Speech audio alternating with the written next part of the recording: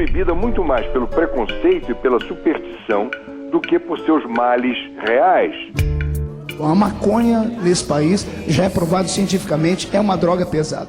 Na lista das drogas mais perigosas da revista médica Lancet, respeitada no mundo inteiro, a maconha aparece em 11º lugar, bem atrás do álcool e até mesmo do cigarro, que são vendidos legalmente.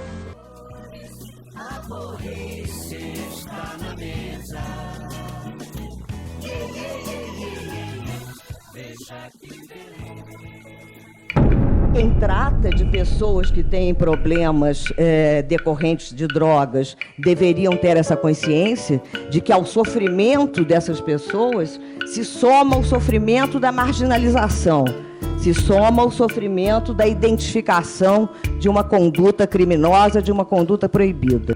Uma caminhada contra as drogas promovida pela Igreja Evangélica vai percorrer o centro de Curitiba. Essa audiência é para fortalecer, tá? A população curitibana, os mais de 70% que são contrários à liberação da droga no Brasil. Existe um problema da proibição, que é que toda a sociedade paga o preço. Quando a pessoa toma um tiro de bala perdida por causa da guerra contra a maconha, essa pessoa pode nunca ter usado nem café e ela vai tomar um tiro. Sim, existem pessoas que precisam ser protegidas da maconha? Sim. Agora, você proibir e criar uma guerra e espalhar isso pela sociedade com tanta violência, para mim é um experimento completamente fracassado. Muita gente diz, é loucura um político enfrentar um debate em que a sociedade pensa de um jeito, pensa de outro, está perdendo voto. Mas isso não é um debate de ganhar voto ou perder voto, é de posições. Posições ideológicas, posições pessoais, familiares, religiosas. Os mais de 70% que são contrários à liberação da droga no Brasil. Está perdendo voto, perdendo voto. Os mais de 70% que são contrários à liberação da droga no Brasil. Ora, como é que nós vamos fazer apologia à droga, quer seja a maconha, quer seja chamadas drogas leves, sendo que elas são a porta para as drogas pesadas? São mitos. Isso não tem fundamentação científica. Os estudos epidemiológicos mostram que a maconha não é porta de entrada. Os seres humanos sempre han tenido relación, todas las culturas, con una o varias drogas, normalmente varias, en combinación. Las drogas en la antigüedad tenían básicamente tres finalidades. Por un lado, recreativas. Imagínese ahora, por ejemplo, un casamiento sin que se empleen alcohol, pues es inconcebible, sin que se emplee bebida. Por un lado recreativas, por otro lado médicas y por otro lado, muy importantes, sagradas. Es decir, en ritos de iniciación o de pasaje, y donde está el origen de la comunhão cristiana. No futuro nós vamos olhar para isso e dizer, olha que absurdo que eles faziam no passado, pegavam uma pessoa que usava droga e trancavam na cadeia. And it's funny because the far right, the Christian right, they're the ones who are usually so against drug use of any kind. And it's very hard for me to picture Jesus Christ walking up to a medical marijuana patient and going, up, let me take that, my friend.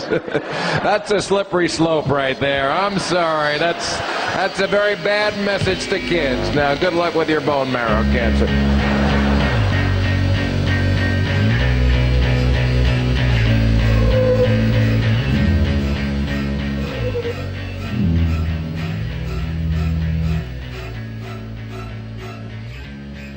What are your thoughts on the legalization of marijuana?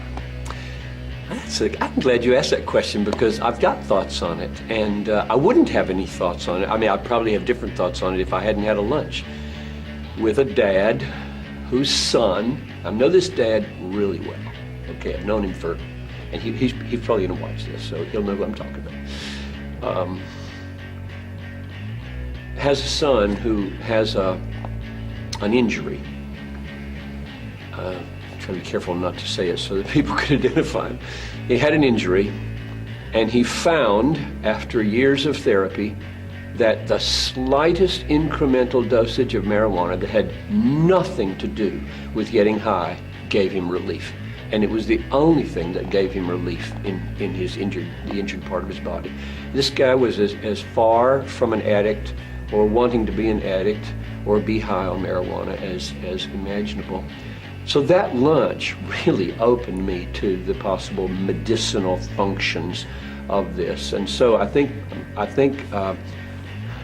the person may be asking a different question than I'm answering right now. I'm trying to think of a way to make it possible for there to be medicinal usages, like a prescription of marijuana, knowing that, of course, can be abused, like most other over-the-counter drugs can be abused. So I think I probably would move in that direction. I would like for those who could get real relief from careful usage of this God-created thing to have access to it.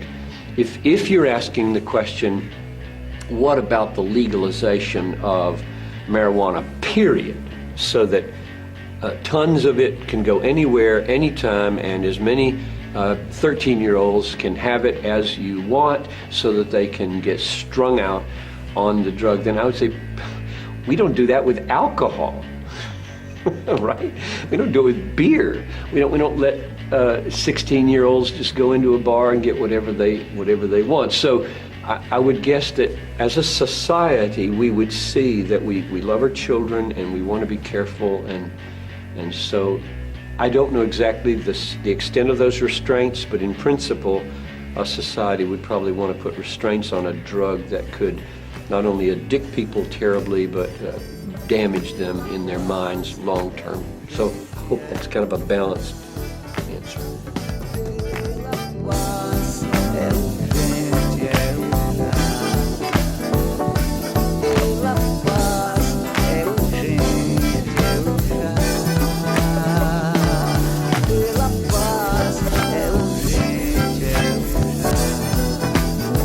There are no deaths from cannabis use. Anywhere. You can't find one. In 10,000 years of known use of marijuana, there's never been a single death attributed to marijuana. There's 400,000 deaths in America alone every year that are directly attributed to tobacco. Gente, eu não conheço caso de morte por maconha. No one has ever died from cannabis, from overdose. You can't kill on overdose. There's not one known death from cannabis consumption, not one death ever, okay? Last year, I can't remember how many people died from taking aspirin.